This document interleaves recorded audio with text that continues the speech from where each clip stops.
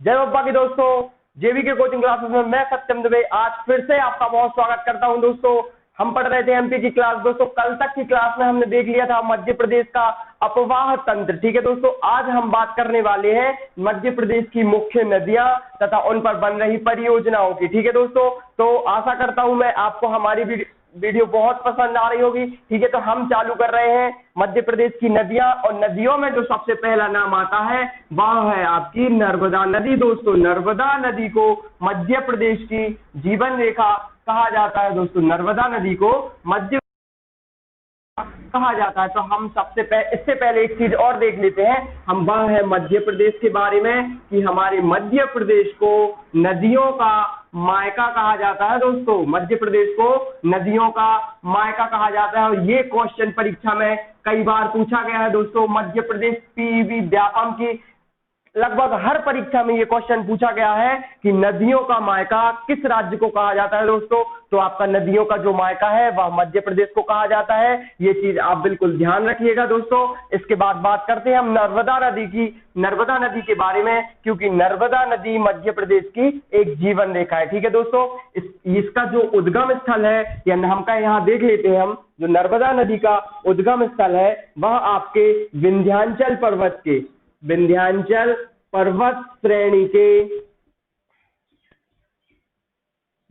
पर्वत श्रेणी की मैकल पर्वतमाला के सबसे ऊंचे शिखर अमरकंटक के नर्मदा कुंड से हो रहा होता है। दोस्तों नर्मदा नदी का उद्गम स्थल विंध्याचल पर्वत श्रेणी की मैकल पर्वतमाला के अमरकंटक के नर्मदा कुंड से हो रहा होता है। दोस्तों ये चीज परीक्षा में भी पूछी जाती है कि नर्मदा नदी का उद्गम स्थल कहाँ है, या किस पहाड़ी पर है, किस पर्वत श्रेणी पर है, किस पर्वतमाला पर है, या कहां पर है। ठीक है दोस्तों, समझ में आ गया, इसीलिए मैंने इसको पूरा लिख दिया है कि जो नर्मदा नदी का उद्गम स्थल है वह आपका विंध्याचल पर्वत श्रेणी की मैकल पर्वतमाला की अमरकंटक से नर्मदा कुंड से हो रहा होता है। दोस्तों ये चीज बिल्कुल आपको समझ में आ जाना चाहिए, बिल्कुल इजीली है दोस्तों। और यह आपका यह उद्गम है, और यह गुजरात के निकट भड़ौच नामक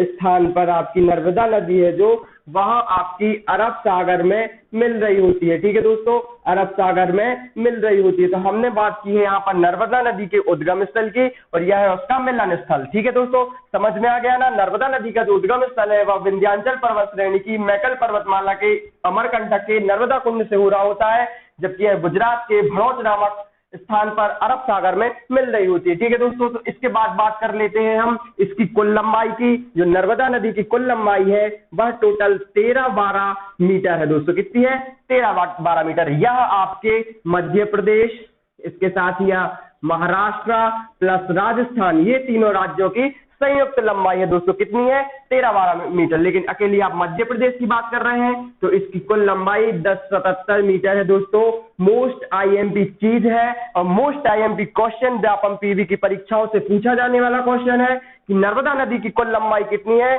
तो कुल लंबाई आपकी 13-12 मीटर है, जबकि मध्य प्रदेश में इसकी लंबाई 1077 मीटर है। दोस्तों यहां से क्वेश्चन आता है और पूछा जाता है, ये चीजें हमने देखी है ना। जो दोस्तों सबसे ज्यादा क्वेश्चन यहाँ से इसमें पूछा जा रहा होता है। समझ में आ गया ना दोस्तों।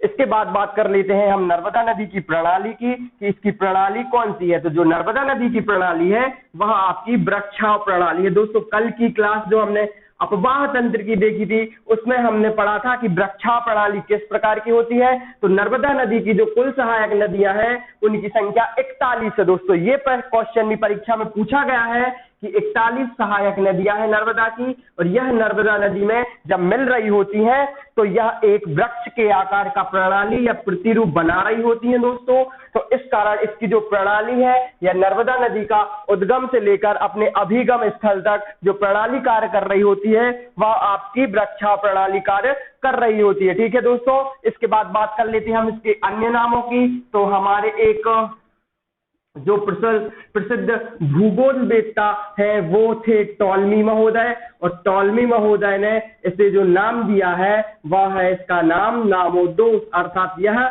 जो टालमी महोदय है इसने नर्मदा को नाम दिया है वह है नामोदोष। ठीक है दोस्तों, ये क्वेश्चन भी परीक्षा में पूछा गया है कि नामोदोष किस नदी का नाम है या किसने दिया था, तो वह दिया था आपके प्रसिद्ध भूगोलवेत्ता टॉलमी महोदय। उन्होंने इसे क्या नाम दिया है, नामोदोष। इसके जो अन्य नाम है दोस्तों वह आपके रेवा है, रेवा नदी के नाम से भी इसे जाना जाता है। इसे मैकल सुता के नाम से भी जाना जाता है क्योंकि यह मैकल पर्वतमाला से निकल रही है दोस्तों। ठीक है, आपने इसके उद्गम में देखा था कि यह विंध्याचल पर्वत श्रेणी की मैकल पर्वतमाला से निकल रही है। ठीक है दोस्तों, तो इसका जो अन्य नाम है वह नामोदोष है, रेवा है और मैकल सुता है। ठीक है दोस्तों, इतनी चीज समझ में आ गई ना आपके लिए। इसके बाद हम आगे बढ़ रहे हैं कि जो आपकी नर्मदा नदी है यह आपके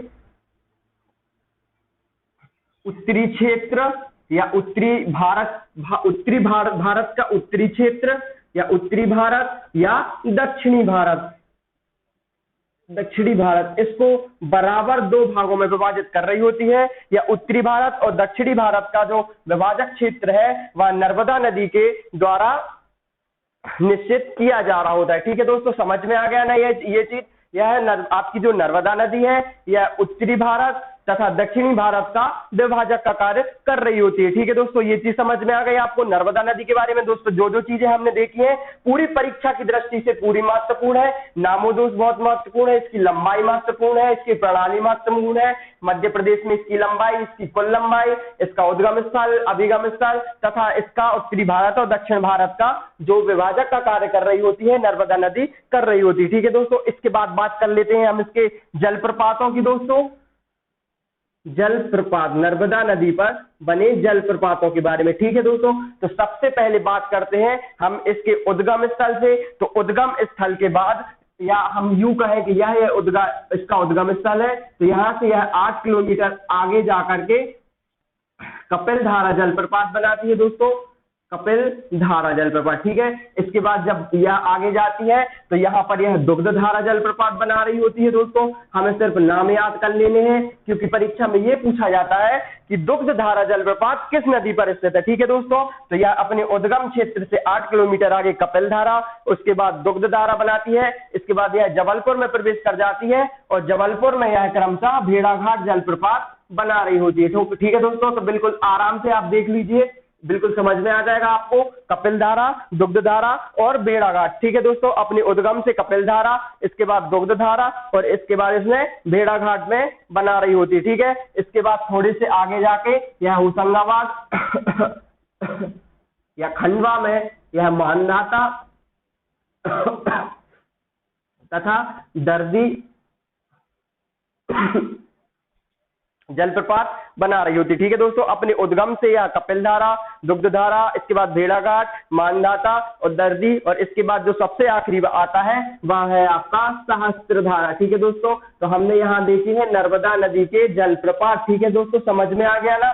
इसके जो जलप्रपात है वह पहला है आपका कपिल धारा, दुग्ध धारा भेड़ाघाट के निकट या धुआंधार जलप्रपात बनाती है। दोस्तों यहाँ पर मैं लिख दे रहा हूँ, भेड़ाघाट के निकट या धुआंधार जलप्रपात बनाती है। संगमरमर की चट्टानें पाई जाती हैं यहाँ पर, यह धुआंधार जलप्रपात बनाती है। इसके बाद यह मानधाता, दर्दी और सहस्त्रधारा ये उसके मुख्य जलप्रपात हो रहे होते हैं। ठीक है दोस्तों, इसके बाद बात कर लेते हैं हम इसकी सहायक नदियों की, जो हर बार परीक्षा में पूछा जाता है।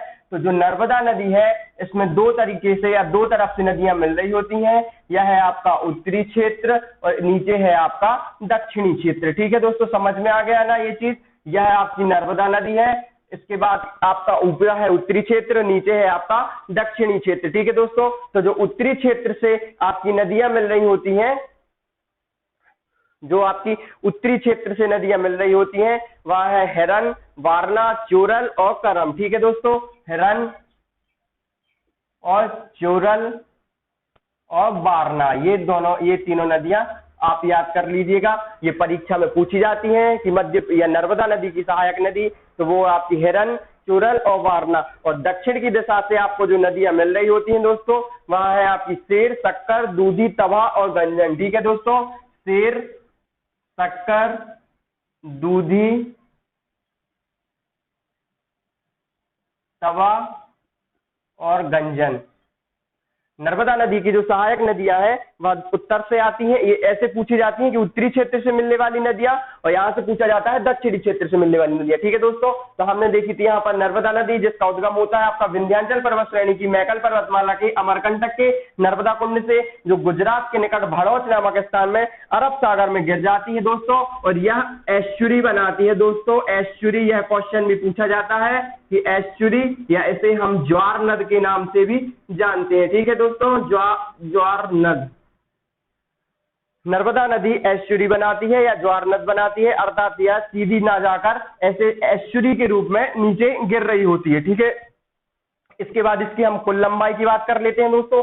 तो इसकी जो कुल लंबाई है वह 13-12 मीटर है। टोटल लंबाई दोस्तों, टोटल या अपने उद्गम क्षेत्र से लेके भड़ौच नामक स्थान पर मिलने तक है यह लंबाई कितनी, 13-12। ठीक है, आपके मध्य प्रदेश, महाराष्ट्र और राजस्थान और गुजरात से बह रही होती है। ठीक है दोस्तों, यहाँ पर राजस्थान नहीं, यहाँ पर आपका गुजरात है। ठीक है, या इसकी जो प्रणाली है वह वृक्षा प्रणाली है। इसके बाद बात कर लेते हैं हम सहायक इसकी जलप्रपात की, तो इसके उद्गम से या कपिल धारा, इसके बाद दुग्ध धारा, फिर आता है आपका भेड़ा घाट या धुआंधार जलप्रपात, इसके बाद मानधाता, दर्दी और सहस्त्र धारा, ये जलप्रपात या बना रही होती है। समझ में आ गया ना दोस्तों। इसके बाद हम बात कर लेंगे इसकी परियोजनाओं की। ठीक है दोस्तों, इतनी चीज समझ में आ रही है, आप इसका स्क्रीनशॉट ले लीजिए, क्योंकि नर्मदा नदी से यहाँ पर क्वेश्चन आएगा दोस्तों। 100% आपको क्वेश्चन आएगा परीक्षा में। नर्मदा नदी की या तो लंबाई पूछी जाती है, या इसके नाम पूछे जाते हैं, इसका उद्गम पूछा जाता है, या इसके सहायक नदियों के बारे में पूछा जा रहा होता है। ठीक है दोस्तों, ये चीज समझ में आ रही ना आपके लिए। इसके बाद हम बात कर लेते हैं इस पर बन रही परियोजनाओं के बारे में। ठीक है दोस्तों, तो जो नर्मदा, इसकी जो परियोजना है वह है नर्मदा घाटी परियोजना। ठीक है दोस्तों, इस परियोजना के अंतर्गत आपको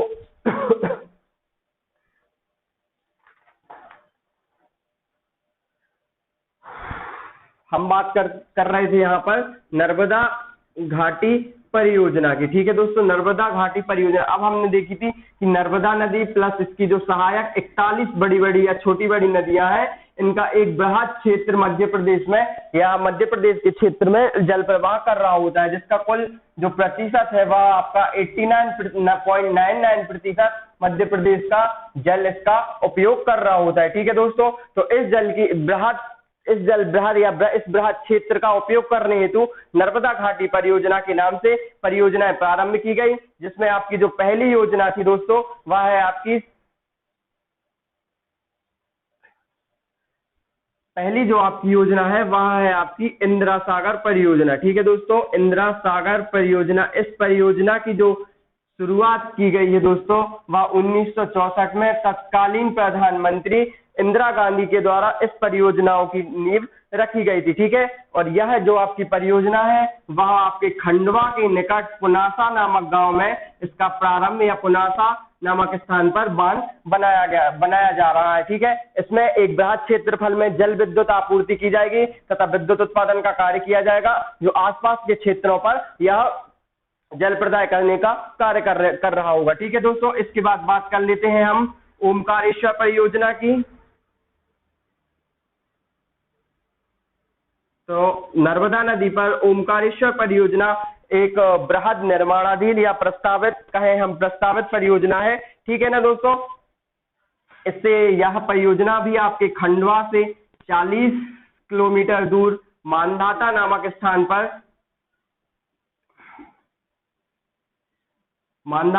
स्थान पर प्रस्तावित हो रही होती है। ठीक है दोस्तों, तो हम पढ़ रहे थे नर्मदा घाटी परियोजना में पहली हमने देखी इंदिरा सागर परियोजना, दूसरी देखी हमने ओमकारेश्वर परियोजना, तीसरी देख रहे हैं हम रानी अवंतीबाई परियोजना। दोस्तों इस नाम को आप अच्छे से याद कर लीजिए, रानी अवंतीबाई सागर या अवंतीबाई सागर परियोजना। दोस्तों यह क्वेश्चन भी परीक्षा में पूछा जाता है। या इस परियोजना का जो अन्य नाम है वह है आपका बरगी परियोजना या बरगी डैम, जो आपके जबलपुर के निकट स्थित है। यह परियोजना आपकी नर्मदा की जो सहायक नदी है बरगी, उस पर निर्माणाधीन है। ठीक है दोस्तों, जिसमें जबलपुर तथा नरसिंहपुर और आसपास के क्षेत्रों में एक बृहद मात्रा में सिंचाई के लिए जल की उपलब्धता होती है। साथ ही विद्युत निर्माण का कार्य यहाँ पर किया जा रहा होता है, जिससे विद्युत सप्लाई भी पूरी की जाती है। इसके बाद बात कर लेते हैं हम एक अन्य परियोजना जो है आपकी सरोवर परियोजना जो आपकी मध्य प्रदेश और गुजरात की संयुक्त परियोजना है। ठीक है दोस्तों, ये चीज समझ में आ गई ना कि आपकी जो सरदार सरोवर परियोजना है वह मध्य प्रदेश और गुजरात की संयुक्त परियोजना है दोस्तों। यह परियोजना आपके गुजरात के भड़ौच नामक स्थान पर एक बहुत बड़ा बांध बनाकर जल उत्पादन हेतु या बिजली उत्पादन हेतु जल को रोका जा रहा है तथा बृहद मात्रा में जल या विद्युत निर्माण का कार्य किया जा रहा है। ठीक है दोस्तों, तो ये थी आपकी नर्मदा घाटी परियोजना के अंतर्गत जो 4 परियोजना है। पहली है आपकी इंदिरा सागर परियोजना, दूसरी है आपकी ओमकारेश्वर परियोजना, तीसरी है आपकी रानी अवंती सागर परियोजना या बरगी डैम, और चौथी है आपकी सरदार सरोवर परियोजना जो आपकी मध्य प्रदेश और गुजरात की संयुक्त रूप से परियोजना है। ठीक है दोस्तों, इसके बाद जो हम बात करेंगे दोस्तों वह है आपकी चंबल नदी के बारे में। नर्मदा नदी आपकी यहाँ पर समाप्त हो रही है। ठीक है दोस्तों,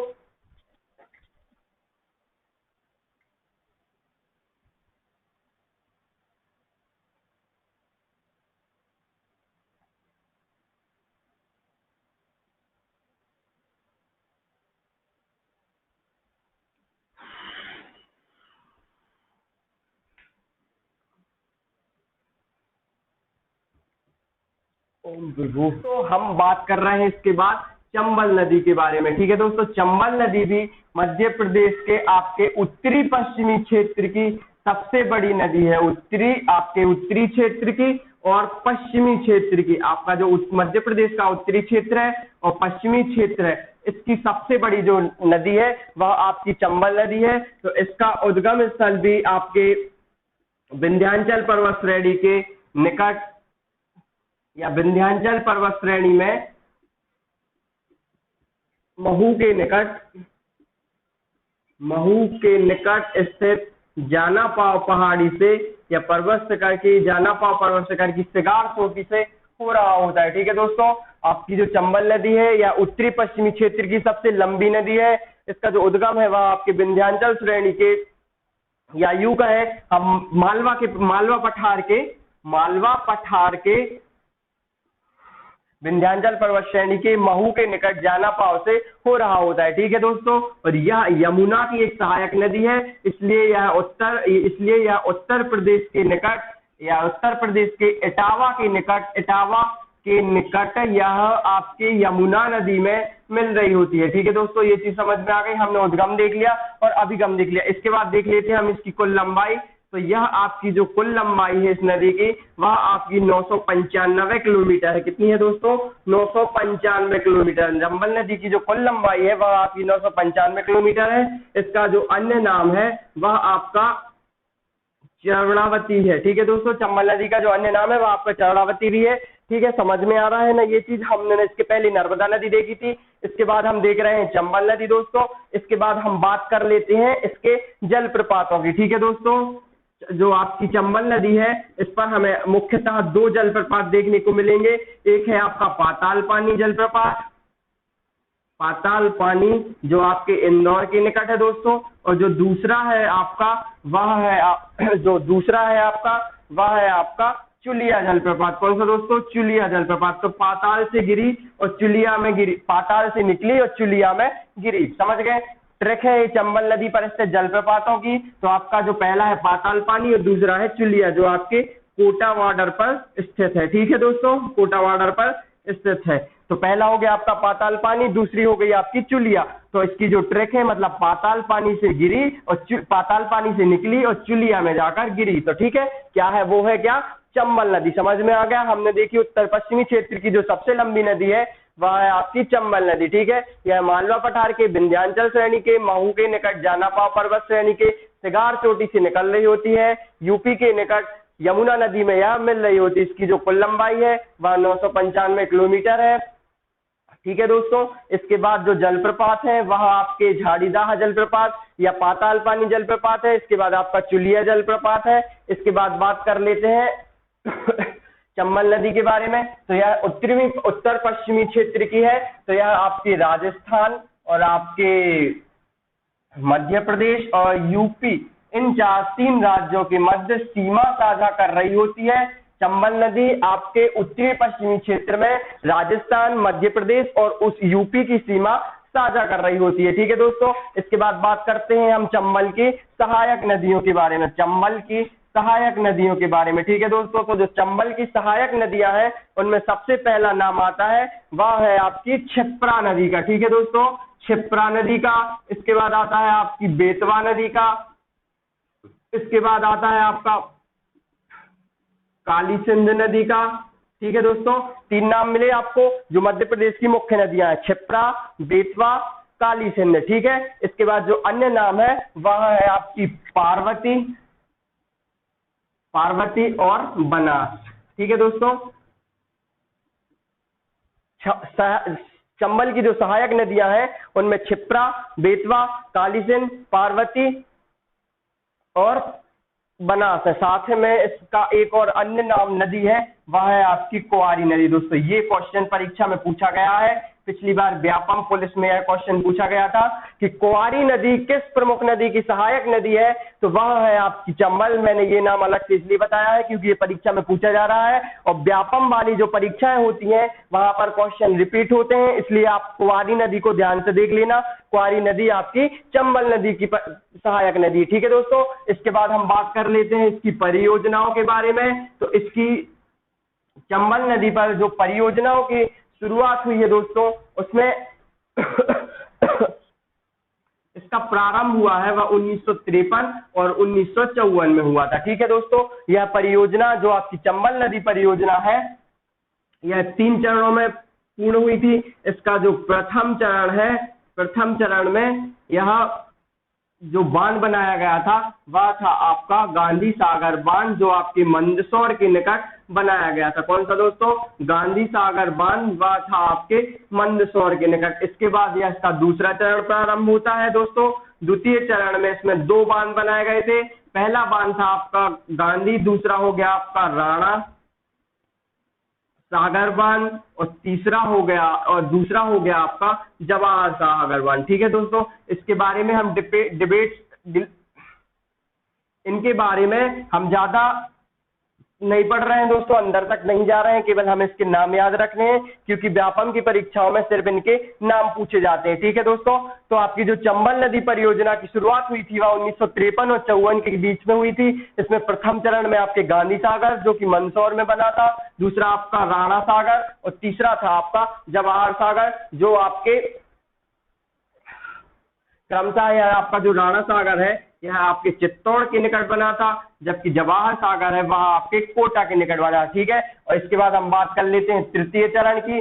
आपका तृतीय चरण था ना जो दोस्तों, इसमें आपको एक कोटा बांध बना था जिसे हम कोटा बैराज भी कहते हैं दोस्तों। समझ में आ गया ना? तो ये नाम बस याद रख लीजिएगा। चंबल नदी के बारे में या चंबल नदी की परियोजना में सिर्फ यह हमें नाम पढ़ने हैं। प्रथम चरण में गांधी सागर, दूसरे में राणा सागर, तीसरे में जवाहर सागर। समझ में आ गया ना दोस्तों? गांधी राणा जवाहर और तृतीय चरण में कोटा बैराज। ठीक है दोस्तों, समझ में आ गया? तो ये थी आपकी चंबल की नदी। ठीक है, बाद आप दोस्तों डिस्प्ले पर देखिए, आपको एक चार्ट दिख रहा होगा, उसमें मध्य प्रदेश की प्रमुख नदियां दी गई हैं। ठीक है, तो हम विस्तृत रूप से इसकी जानकारी लेते हैं। ठीक है दोस्तों, सबसे पहले हम बात कर लेते हैं ताप्ती नदी की, जिसकी कुल लंबाई 724 किलोमीटर है। बैतूल के मुल्ताई के निकट से यह निकल रही होती है। इसकी जो सहायक नदियां है वह पूर्णा है और यह आपके खम्बात की खाड़ी में जाकर गिर जाती है। ठीक है, इसके बाद जो अन्य सहायक नदी है वह है आपकी सोन नदी, या अमरकंटक से निकलती है और बिहार के निकट गंगा नदी में मिल जाती है। दोस्तों हमने अपवाह तंत्र में भी पढ़ा था कि आपकी सोन नदी और टोंस नदी गंगा नदी में जाकर मिल रही होती है। ठीक है दोस्तों, इसके बाद बात करते हैं हम बेतवा की। तो जो आपकी बेतवा है वह रायसेन के निकट कुमरा गांव से निकलती है और यह भी यमुना में जाकर मिल रही होती है। ठीक है दोस्तों, इसके बाद बात करते हैं हम तवा की। तो यह मध्य प्रदेश की सहायक नदी है, पचमढ़ी के निकट से निकल रही होती है और नर्मदा में जाकर यह मिल रही होती है। ठीक है, इसके बाद आगे है आपकी क्षिप्रा, जिसकी कुल लंबाई 195 किलोमीटर है और यह इंदौर के निकट काकरीवाड़ी से निकल रही होती है और चंबल में जाकर मिल रही होती है। ठीक है दोस्तों, इसके बाद है आपकी काली सिंध जो 150 किलोमीटर लंबी है, यह देवास के निकट बागली से निकलती है। दोस्तों काली सिंध नदी का उद्गम स्थल परीक्षा में पूछा जा रहा है, इसलिए इसको ध्यान से देखना आप। काली सिंध नदी है, यह बागली के निकट या देवास के निकट बागली से निकल रही होती है और यह भी चंबल में जाकर मिल रही होती है। ठीक है दोस्तों, तो ये थी मध्य प्रदेश की प्रमुख नदियां जिनके बारे में हमने विस्तृत रूप से पढ़ा है दोस्तों। इसके बाद हम मिलेंगे आप कल अगली क्लास में। तो दोस्तों पढ़ते रहिए, घर पे रहिए, मिलते हैं अगली क्लास में। जय बाबा।